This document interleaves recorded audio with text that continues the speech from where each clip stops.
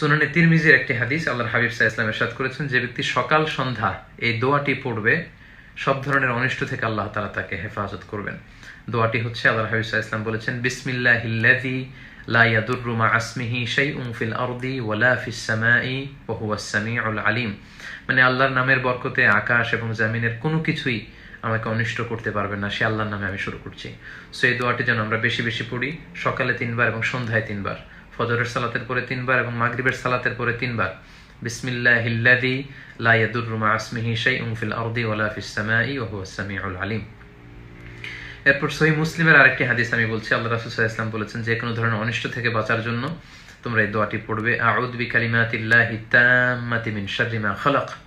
আমি আল্লাহর নামসমূহের, পরিপূর্ণ নামসমূহের দ্বারা আল্লাহর কাছে পানাহা চাই সব ধরনের অনিষ্ট থেকে যেগুলো তিনি সৃষ্টি করেছেন।